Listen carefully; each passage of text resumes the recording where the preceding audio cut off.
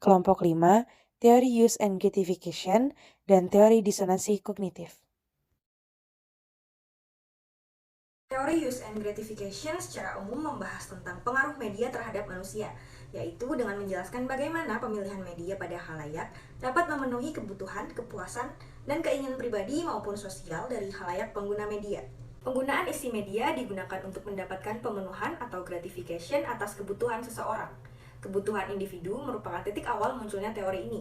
Logika pendekatan dalam teori ini merujuk kepada kondisi sosial psikologis, kebutuhan, harapan-harapan, media massa, perbedaan pola penggunaan, serta pemenuhan kebutuhan seseorang manusia yang mempengaruhi bagaimana mereka menggunakan dan merespon saluran media. Asumsi pertama, audiens aktif dan penggunaan media berfokus pada tujuan. Para audiens dapat membawa tingkat perbedaan aktivitas terhadap penggunaan media. Dennis McQuail dan kolega mengidentifikasikan beberapa cara untuk mengklasifikasi kebutuhan dan gratifikasi audiens. Yang pertama, diversi. Kategori gratifikasi datang dari penggunaan media yang mencakup pelarian dari rutinitas dan permasalahan. Kedua, hubungan pribadi. Kategori gratifikasi datang dari penggunaan media yang termasuk menggantikan media untuk menjadi teman. Ketiga, identitas pribadi. Kategori gratifikasi berasal dari penggunaan media yang mencakup cara-cara untuk menekankan nilai individu. Yang keempat, pengawasan. Kategori gratifikasi datang dari penggunaan media yang melibatkan pengumpulan informasi yang dibutuhkan.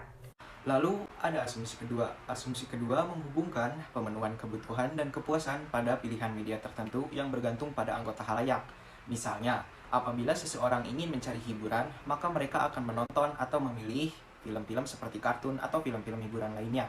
Apabila seseorang ingin mencari informasi, maka mereka akan memilih atau menonton tayangan seperti berita. Asumsi ketiga menyatakan bahwa media berkompetisi dengan sumber-sumber untuk pemuasan kebutuhan. Media dan khalayak merupakan bagian dari masyarakat luas, dan hubungan antara keduanya sama-sama dipengaruhi oleh masyarakat. Pada asumsi keempat dijelaskan bahwa khalayak memiliki kesadaran diri terhadap penggunaan media, minat, dan juga motif. Hal ini bisa memberikan gambaran kepada para peneliti mengenai penggunaan media oleh khalayak beserta alasannya. Pada asumsi kelima dijelaskan bahwa hanya khalayaklah yang bisa memutuskan penggunaan media guna memenuhi tujuannya, dan juga khalayak bisa menilai isi muatan dari media yang mereka gunakan. Khalayak memiliki macam-macam kebutuhan. Kebutuhan-kebutuhan ini diantaranya yang pertama ada kebutuhan kognitif. Kebutuhan kognitif ini digunakan untuk mencari informasi, pengetahuan, dan juga pemahaman.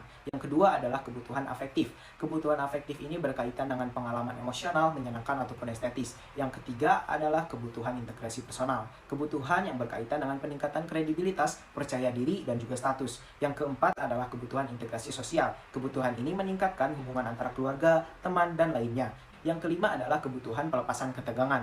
Kebutuhan ini berkaitan dengan upaya menghindari tekanan, ketegangan, dan hasrat akan keanekaragaman.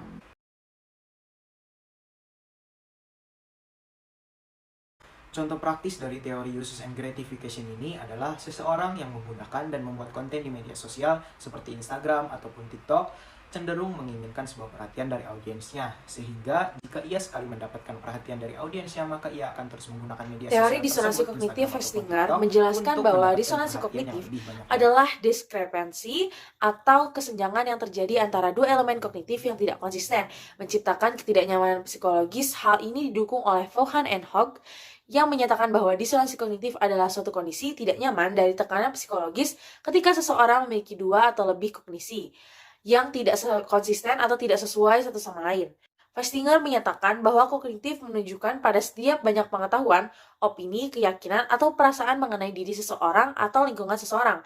Elemen-elemen kognitif ini berhubungan dengan hal-hal nyata atau pengalaman sehari-hari di lingkungan dan hal-hal yang terdapat dalam dunia psikologi seseorang. Dalam buku teori komunikasi yang ditemukan West and Turner, ada 4 asumsi dasar mengenai teori ini.